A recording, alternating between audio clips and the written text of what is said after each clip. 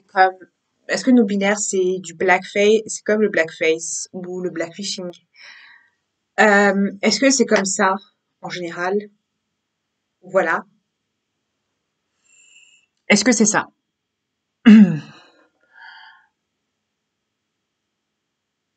Est-ce qu'on peut comparer la non-binarité au fait de, ça veut dire, par exemple, prend, s'approprier, s'approprier une culture, s'approprier quelque chose qui n'est pas à nous, s'approprier un genre qui n'est pas à nous, s'approprier à quelque chose qui n'est pas à nous. Est-ce que non-binaire, ça veut dire ça, ou ça veut soutenir ça, ou est-ce que ça veut être ça et non-binaire? Est-ce que non-binaire, ça veut dire s'approprier quelque chose qui n'est, s'approprier une culture ou s'approprier une culture ou quelque chose qui n'est pas? Des réalités biologiques et des réalités biologiques et des réalités physiques de chacun et la réalité de chacun. Est-ce que être non-binaire, on peut comparer ça au blackface, aux choses.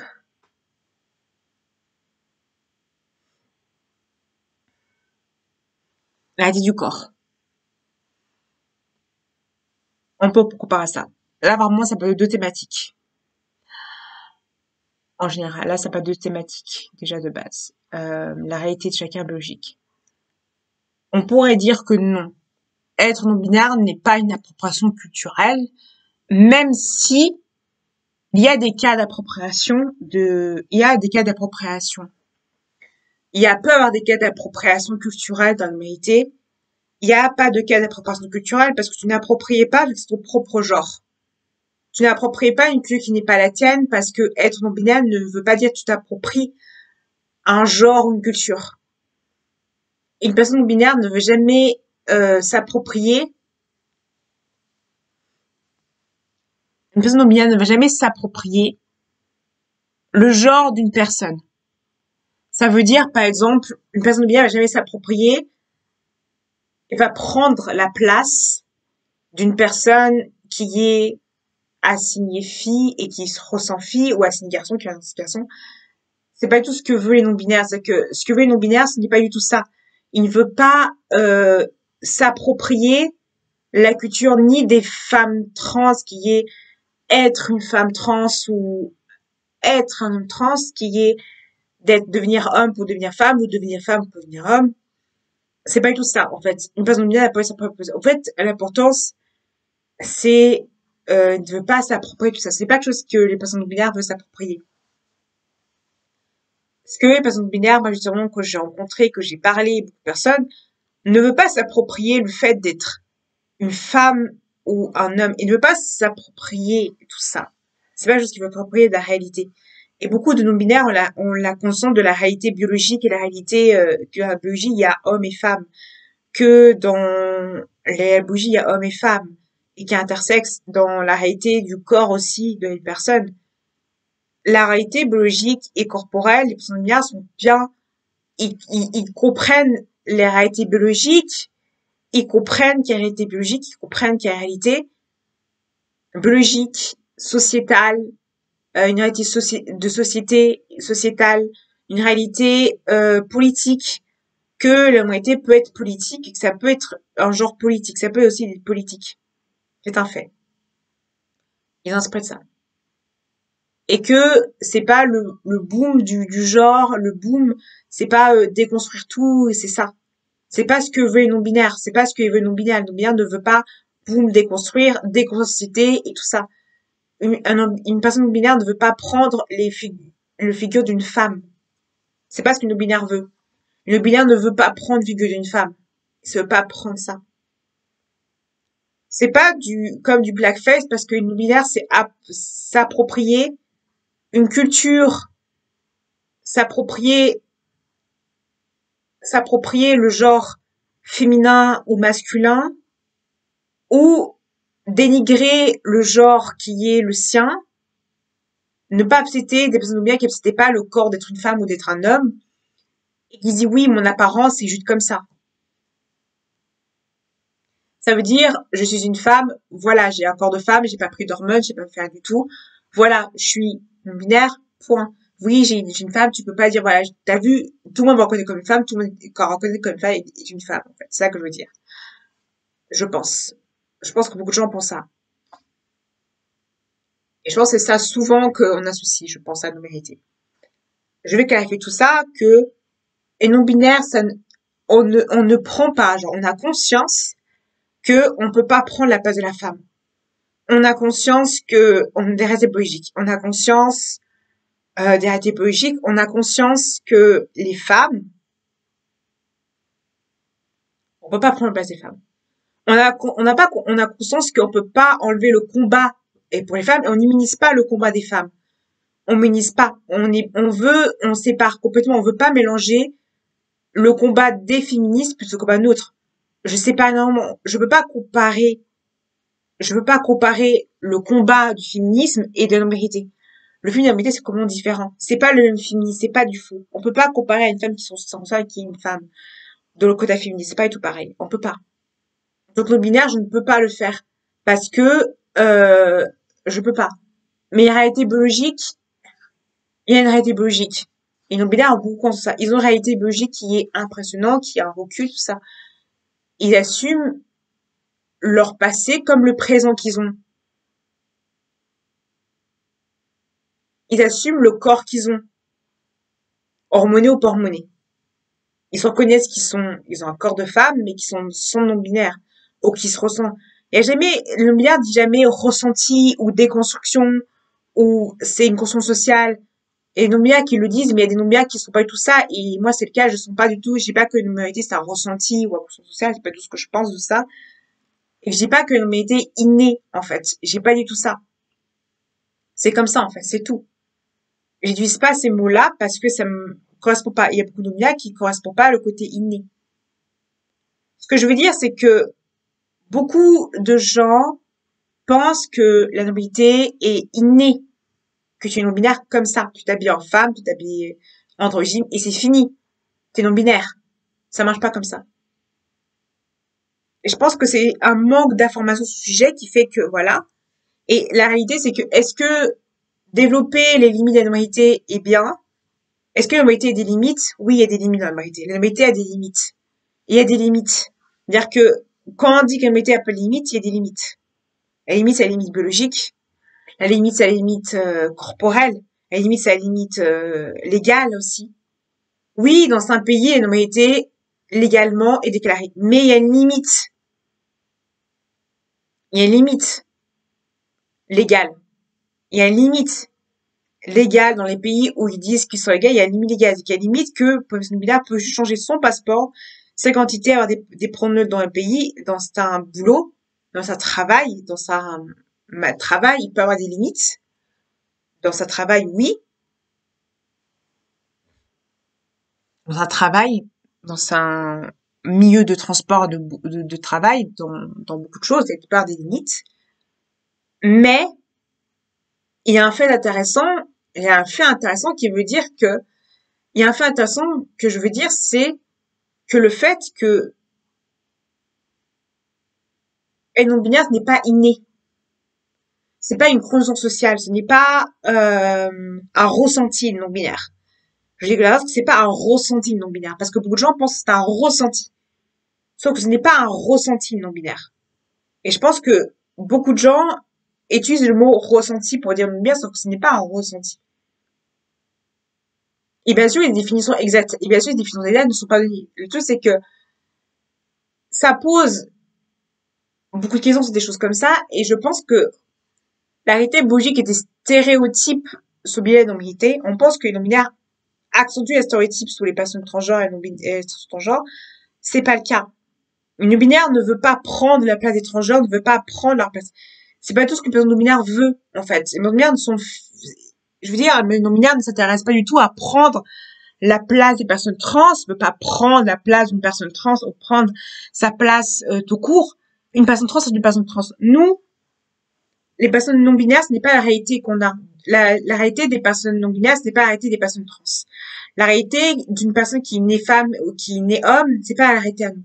Oui, des, oui, on est des personnes non binaires qui sont hommes, qui sont des hommes, ou qui sont des femmes. Et dans la statistique il y a plus de femmes non binaires, il y a plus des personnes qui sont assignées femmes qui deviennent non binaires que d'hommes qui est assigné.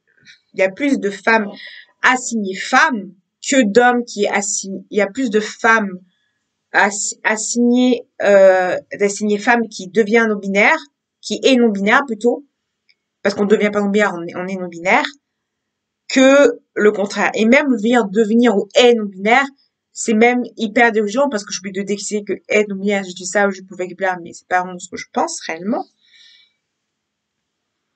On peut pas enlever. Je peux pas déclarer que j'ai le même ressenti que quelqu'un qui est né homme, qui ressent homme, ou que quelqu'un qui est né femme, parce que c'est pas le cas. Et on me dit, ouais, tu es né femme, donc forcément tu ressens des femmes. Non. Le vécu d'une personne qui est née femme,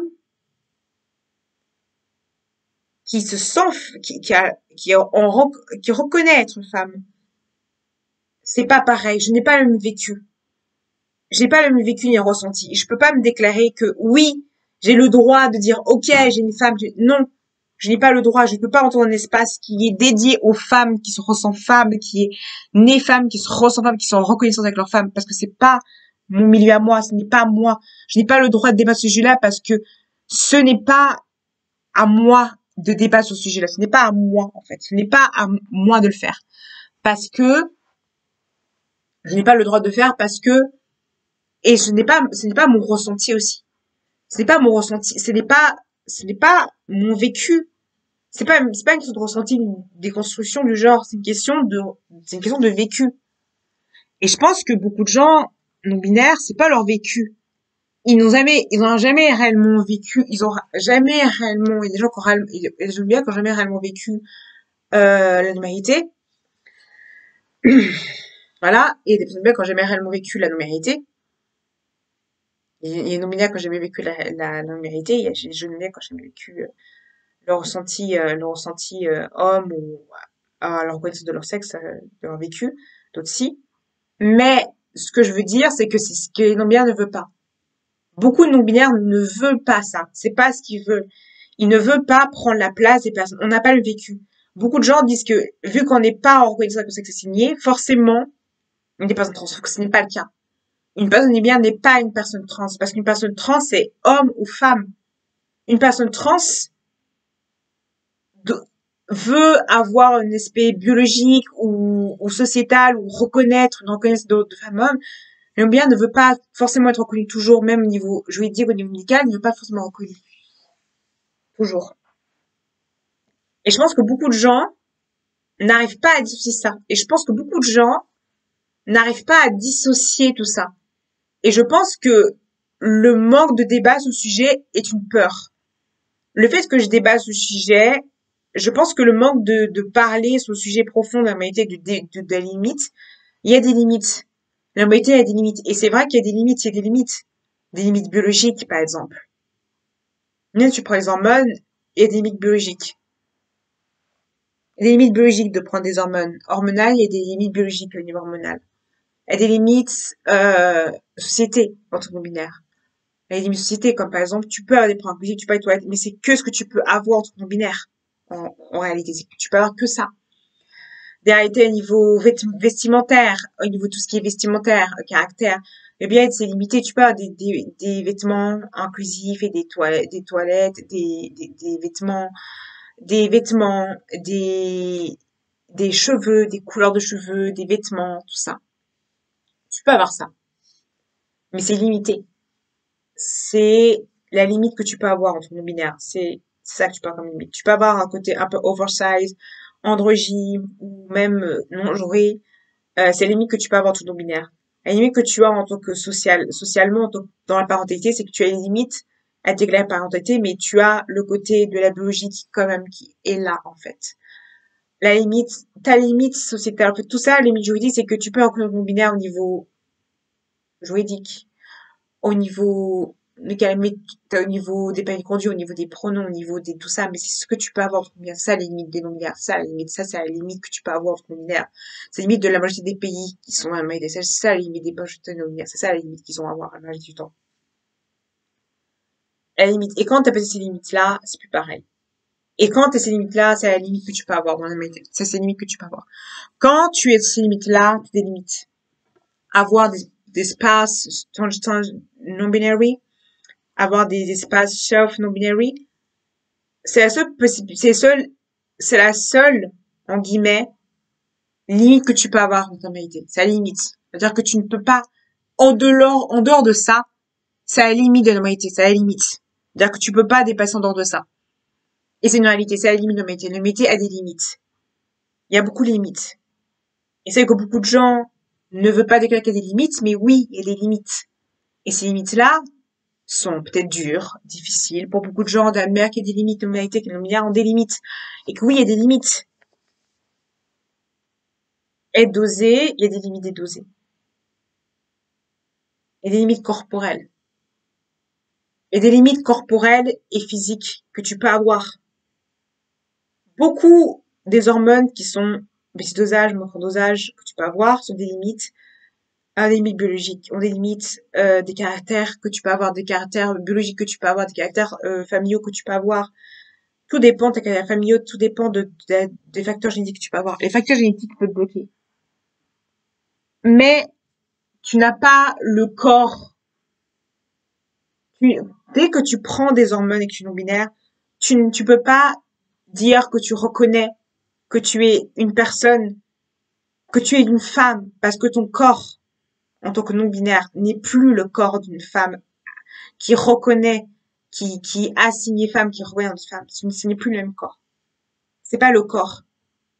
Dès que tu changes ta biologie de base, qui est une biologie saine, qui est dans un corps sain, de base, tu as un corps sain qui prend des hormones, en fait. Tu es un corps sain qui prend des hormones.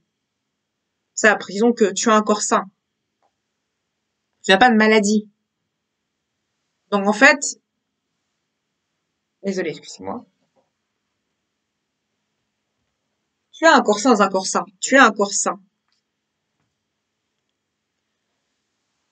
Du fait que tu changes d'hormones, tu ne peux pas te reconnaître comme une personne qui a le même ressenti qu'une personne qui se reconnaît en tant que femme, qui se reconnaît en tant que femme et qui est une femme, comme une femme qui a signifie, qui en reconnaît. Oui, tu as un vécu différent. Tu as un ressenti différent. Même en tant qu'homme, tu as un ressenti différent. En tant que bien, tu as le ressenti des deux différents. Et il y a des limites, et c'est une réalité, et c'est peut-être dur, peut-être d'admettre ça, peut-être c'est dur, c'est difficile, mais c'est une réalité. Et beaucoup de personnes ne sont pas d'accord avec moi parce qu'ils trouvent ça un petit peu abusé de penser comme ça, et ils trouvent ça un peu extrême de penser comme ça. Mais c'est ce que je pense. Il y a des limites. La nobilité a des limites. Une idée caricaturale de la nobilité dans le milieu public. En fait, ce qu'on montre d'une manière au public, c'est une version caricaturale de la nobilité. En fait, c'est caricatural, en fait. En gros, on a une façon stéréotypée de la nobilité, qui est avoir un look atypique et gothique et tout ça, même si c'est la réalité aussi. Il y a des personnes qui sont décalées, qui savent pas ce qu'ils disent, qui parlent pas forcément de manière cohérente. Euh, il y a des stéréotypes de la nobilité, des stéréotypes. Le manque, en fait, de visibilité et d'information fait que les gens se basent sur des personnes, sur des médias, sur des personnes qui sont pas concernées sur le sujet, et sur des débats. En fait, les gens ont peur de débat. Ils ont peur de parler profondément sur le sujet. Parce que dès qu'on parle du sujet profondément, on est critiqué, moqué, même sans même sans des réflexions profondes sur le sujet, on est critiqué et moqué pour ça. Parce que on doit pas approfondir le sujet de la normalité. On doit pas approfondir. On doit juste dire, je suis non-binaire et c'est point. Sauf que c'est pas ça, non-binaire. Et non-binaire, c'est pas juste tu t'habilles de manière androgyne, mais t'es non-binaire. C'est pas ça. C'est pas juste, voilà, t'es non-binaire et point. C'est pas ça le non-binaire. C'est pas juste tu t'habilles court, tu t'habilles atypique, voilà, je suis non-binaire. C'est pas ça. Et je pense que beaucoup de gens pensent que c'est ça le non-binaire. En mode, non-binaire, c'est comme ça, voilà, waouh. J'arrive, boum, je suis non-binaire. Je suis un boomer, je suis une nouvelle génération non-binaire. Je suis la déconstruction non-binaire, forcément, je suis ça. Et ça, je pense que beaucoup de gens ont cette idée-là parce qu'ils sont dans les stéréotypes, dans le côté stéréotypé, dans ce côté où le, le journalisme, les médias donnent cette image-là, qui est complètement faussée. Et dès qu'on parle de débat et tout ça, les non-binaires, souvent, ils parlent des sujets, ils expriment, ils développent leurs réflexions sur le sujet en profondeur. Et les gens ont peur, en fait. Et ils sont mal informés. Toutes ces questions que les gens ont, les gens ne veulent pas les répondre à ces questions-là. Le pire, c'est que la désinformation fait que beaucoup de non-binaires, il n'y a pas, il faut préciser qu'il n'y a pas de émission de télévision, de téléfilm, de films, de séries sur ça. Grand public, je veux dire.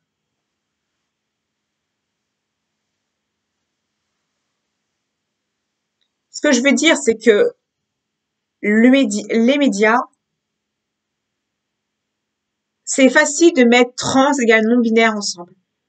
Quand tu dis que le ressenti d'une personne trans non-binaire est différente, on te critique pour ça. Il faut pas dire ça. Ça veut dire que dans le milieu non-binaire, tu dois dire ce que les gens voudraient de toi. C'est ça, en fait. Et ça plaît pas aux gens.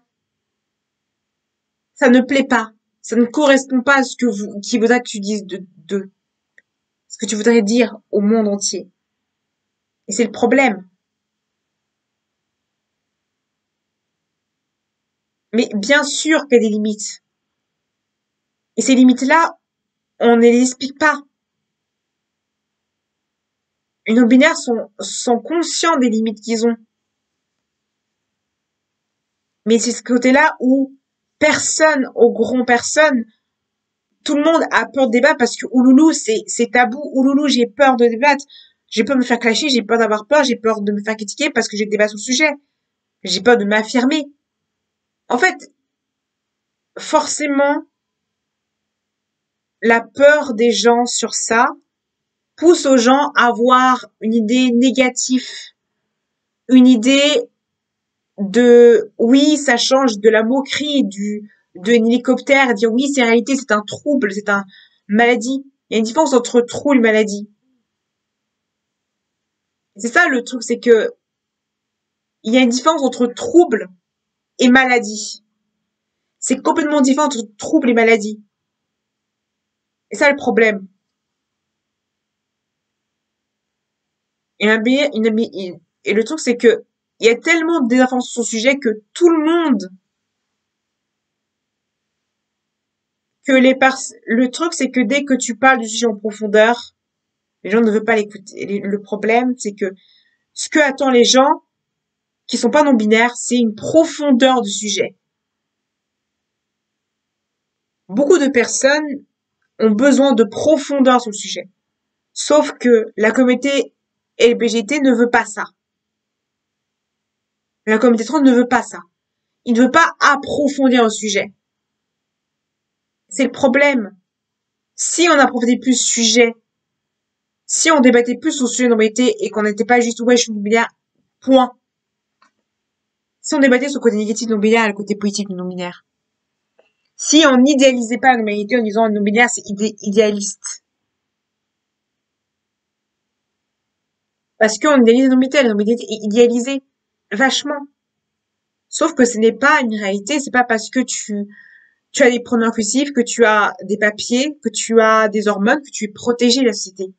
Beaucoup de gens pensent que être hormoné, c'est une protection. Être inclusif, c'est une protection, c'est pas une protection. Et les gens ne supportent pas la réalité. Le problème, c'est que dès qu'on dit la réalité aux gens, ils ne supportent pas. Il y a beaucoup de trans, quand je dis ça, il y a beaucoup de personnes qui sont d'accord avec moi. Il y a énormément de gens qui sont d'accord avec moi. Beaucoup de gens sont d'accord avec moi. Au contraire. Beaucoup de gens sont d'accord avec moi. Beaucoup de gens sont d'accord de ce que je dis, en fait. En général. Sont d'accord de ce que je dis. Sauf certaines gens de la communauté trans. Ce qui est absolument bizarre. Ce qui est bizarre, en fait. Ce qui est bizarre. Ce qui est bizarre. Ce qui est bizarre, en fait. Et non-binaire, ça veut pas forcément nécessairement être hormoné. Ça veut nécessairement pas faire des chirurgies. Ça veut pas nécessairement dire des opérations. Et non-binaire, ça veut dire faire des chirurgies, des opérations. Mais il y a des limites corporelles et biologiques. Forcément.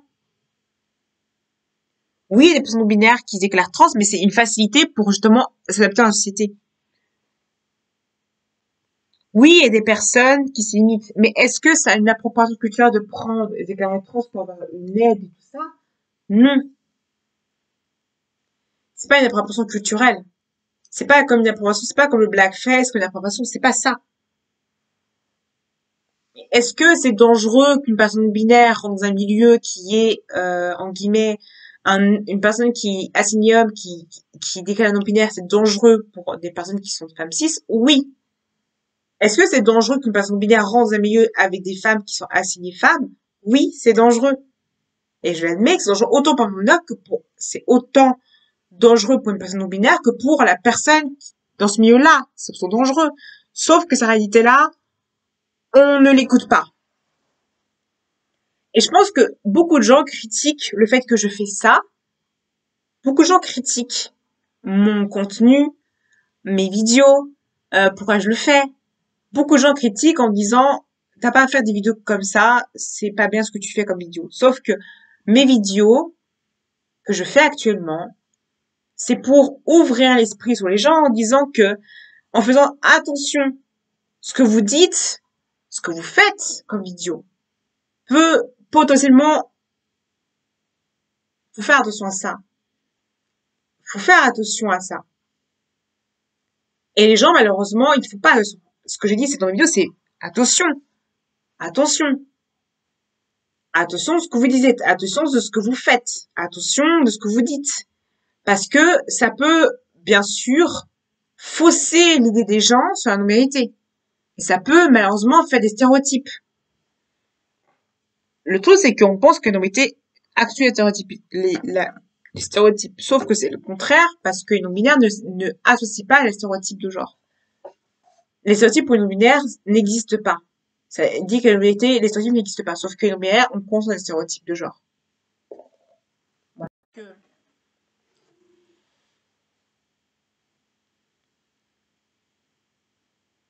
Beaucoup de personnes, en général, je pense, associent la non-binarité à une appropriation de la femme, une appropriation de l'homme. Sauf que les non-binaires n'approprient pas ni la culture masculine, ni l'histoire masculine, ni la biologie d'un homme ou d'une femme. C'est pas du tout ce qu'une personne non-binaire veut. Tout ce qu'elle veut, c'est vivre. Entre non-binaire, être ressenti et reconnu entre non-binaire de société. C'est ça qu'elle veut. Elle ne veut pas prendre la place de la femme qui est assignée femme. Elle veut pas prendre le combat des femmes. Elle veut pas prendre le combat d'un homme. Elle veut juste vivre. C'est tout. On ne peut pas minimiser. Moi, je peux pas minimiser le combat d'une femme, reconnaître une bonne femme. C'est pas ce que je peux. Je peux pas faire ça. Est-ce que la majorité non-binaire pense la majorité du temps?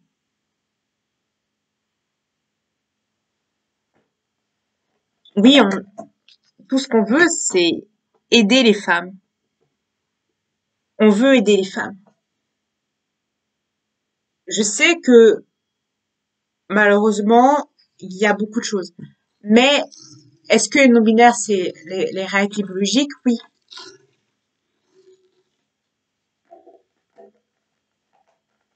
La question de pourquoi j'ai pas mis thématisé par vidéo, parce que j'ai pas envie de censurer, en fait. J'ai pas envie de censurer, j'ai pas envie de censurer, je sais très bien que si je censurais, ça va forcément censurer. C'est pour ça que je n'ai pas thématisé les vidéos. Sur la idée que je n'ai pas thématisé. Parce que j'ai peur de la censure, tout simplement. Voilà. Je fais exprès de ne pas mettre de titre précis pour pas être censuré. Si je mets des titres précis si je mets des titres précis, ça va être dangereux.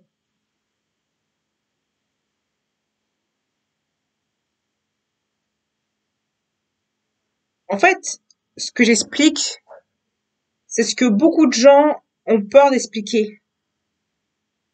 Et je fais ça parce qu'il y a des limites. Et personnellement, quand j'explique qu'il y a des limites, c'est qu'il y a des limites. Actuellement, l'humanité. Et les non-binarités ont des limites. Il y a des limites. Il y a des limites biologiques. Il y a des limites biologiques et corporelles. Il y a des limites biologiques. Et c'est ce moment-là que je me suis rendu compte. Et personnellement, qu'est-ce que j'expérimente le fait de ces limites biologiques? Par exemple, je fais un exemple tout bête. Juridiquement, il y a des limites juridiques.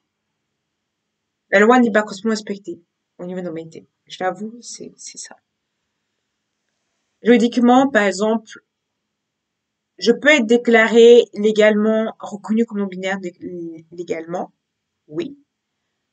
Je peux avoir des toilettes inclusifs, oui.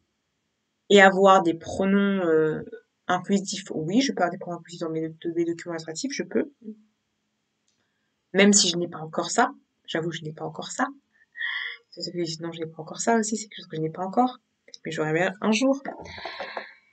Je pense. Je pense un jour. Euh,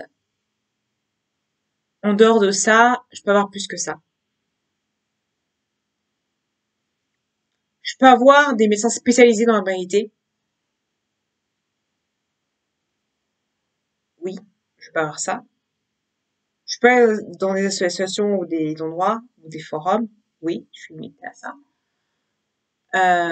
Au niveau légal, au niveau biologique, je suis limitée. Oui, je prends des hormones, mais ça me limite. Je suis limitée à ça. J'ai les limites des dosages, les limites des, des hormones qu'il y a. Mes hormones sont limitées. J'ai des limites hormonales.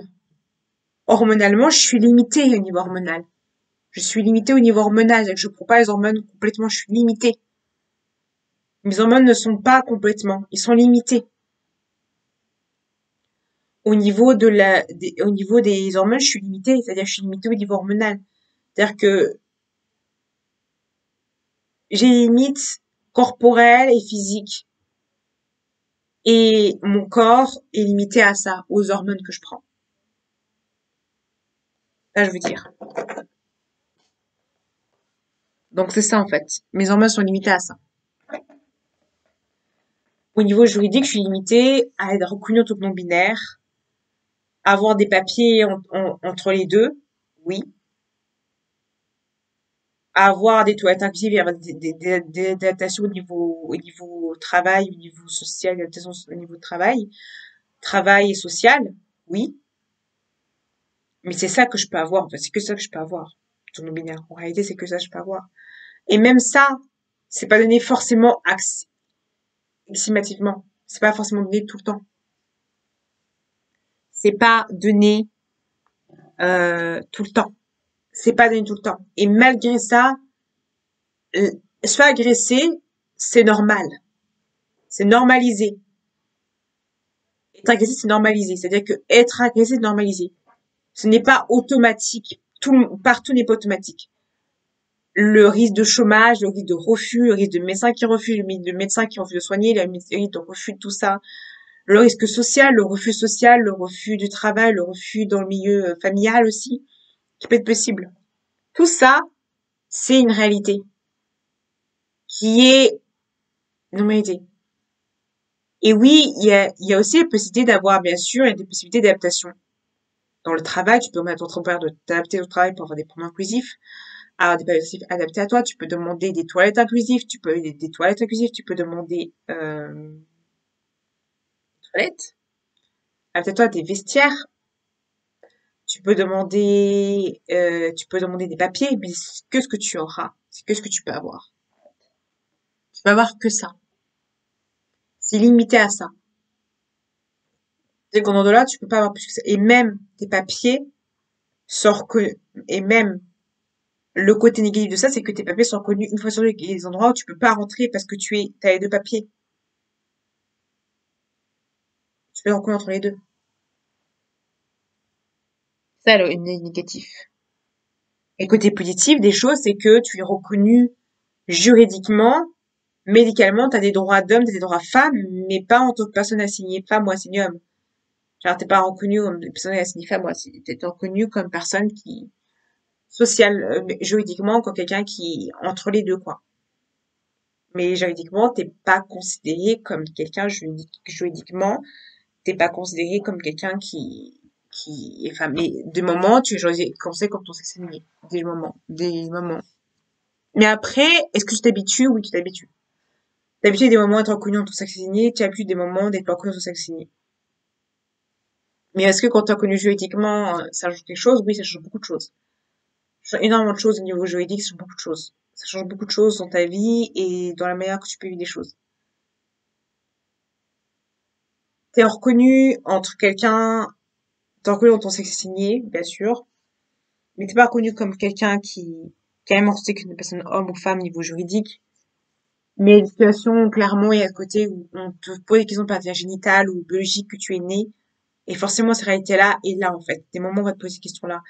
Et ça m'est arrivé plusieurs fois. Et même si des fois outre que ça m'énerve, j'avoue, ça m'énerve, c'est une réalité, en fait. C'est ma réalité, en fait. Et des fois, c'est limité. Il y a des limites, en fait. Il y a des limites biologiques, des limites médicales. Et quand tu as un pays qui est sous-développé ou un pays qui n'a pas assez de développement sur le pays, ou même un pays qui est développé sur le sujet, il y a des limites. Il y a beaucoup de limites sur ça. Il y a des limites. Et quand t'as tout ça, par exemple, quand t'as tout ça, je veux dire, exactement quand t'as tout ça, par exemple, quand tu as des pronoms inclusifs, des toilettes adaptées pour toi, des toilettes inclusives, des pronoms inclusifs pour toi, en public, t'as des toilettes inclusives et que t'as des choses adaptées pour toi, que t'as des pronoms dans tes papiers administratifs, euh, tu intègres en société. Tu essaies d'intégrer dans ton bien en société. En fait, ce que veut les médecins, les gens du soins médicaux ou du niveau social, il faut que tu intègres en société. Ça veut dire qu'il faut que ton métier soit intégré, ça veut dire qu'il faut que tu aies un boulot, un travail, une indépendance financière, sociale et un appartement. Euh, et du coup, certains non n'arrivent pas à la capacité d'avoir ça, sans des difficultés ou des difficultés ou choses d'avoir ça. Mais il faut avoir des pronoms qui sont adaptés à cité. Et c'est possible, oui, mais le point positif, c'est que tu peux avoir tout ça, c'est possible. Le côté négatif, c'est que tu as un prix à tout ça. Tu as ça, mais il y a un prix après. Il y a un prix à payer après. Tu as tout ça, mais tu as un prix à payer. C'est-à-dire que tu peux pas revenir en arrière. C'est irréversible. C'est ça que je veux dire. C'est irréversible. Comme le traitement hormonal, c'est irréversible. Juridiquement, c'est irréversible. Tu pourras jamais redevenir la personne après, même si tu changes, tout ça, tu pourras pas revenir à la personne que tu es assignée. C'est difficile. Déjà, les frais pour payer les papiers, c'est coûteux. Tu peux pas revenir en arrière. C'est ça que je veux dire. Sur ton prénom, t'as changé tout ça, tu peux pas revenir. Même avec des juifs, tu peux pas revenir en arrière. Et peut-être, oui, peut-être, c'est irréversible. C'est-à-dire qu'il faut expliquer que socialement, c'est pas irréversible, mais quand c'est juridique, médical, c'est irréversible. Changement d'état civil neutre, irréversible. Tu peux en changer, bien sûr, mais n'oublie pas que tu as vécu et que tu as vécu, que tu as vécu des papiers où tu es entre les deux. Il y a des moments où, bien sûr, on va demander ce que tu as entre les jambes. Et forcément, on va demander arrêté génitale et biologique. Et forcément, il y a une fixation de la partie génitale, pas jamais non binaire, et une fixation de la partie génitale qui est quelque chose, une normalité qui est courant. La fixation, la fixation, et je pense aussi la remontation des parce que beaucoup de gens remontent cette normalité. Donc, beaucoup de gens romantisent la non-binarité, donc c'est aussi romantisé en fait. Beaucoup de gens romantisent la non-binarité en disant que c'est beau et magnifique. Et je pense que c'est une réalité. La fixation de la non-binarité de manière sexuelle, de manière sexuelle, en fait, les gens non-binaires, mais sexuelle, de manière sexuelle, tout ça. Surtout, je dirais surtout, quand tu es assigné femme. Faut quand tu es assigné femme, surtout. Quand tu es assigné femme, les gens ont tendance à énormément te sexualiser. Beaucoup te sexualisent. Et c'est quelque chose, en tant que non-binaire, c'est fatigant. L'agression est normale. Et des personnes non-binaires arrivent pas à agresser ou pas. Ça dépend de quel milieu tu as. C'est-à-dire que si tu as les milieux, ça dépend aussi des milieux et de ton milieu financier, de combien tu as d'argent aussi.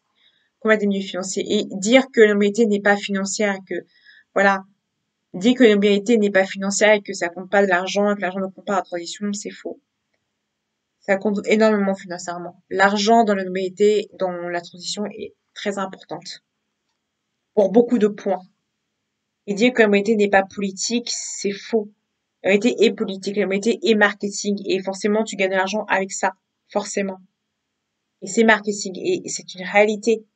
Et beaucoup de gens vont dire non, c'est pas, les non-binaires n'ont pas abusé, sauf que si, il y a beaucoup de choses marketing qui sont données aux non-binaires et les non-binaires se rendent pas compte que c'est de l'arnaque et tout ça.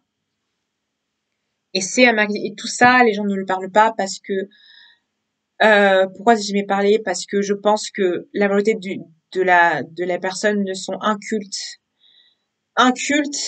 et mal informés, désinformés et incultes sur ce sujet-là. Et malheureusement, en Angleterre, aux États-Unis, ils sont plus développés sur ce sujet. Au Canada, ils sont plus développés sur ce sujet. Tout ce qui est Québec, Montréal, ils sont plus sujets sur ce sujet. Et ici, en France, en Suisse ou en Belgique, on est très mal informé sur ce sujet et ça crée beaucoup de difficultés pour les personnes binaires. Parce que le sujet n'est pas débattu. Le sujet n'est pas débattu, le sujet n'est pas mis en profondeur. Voilà.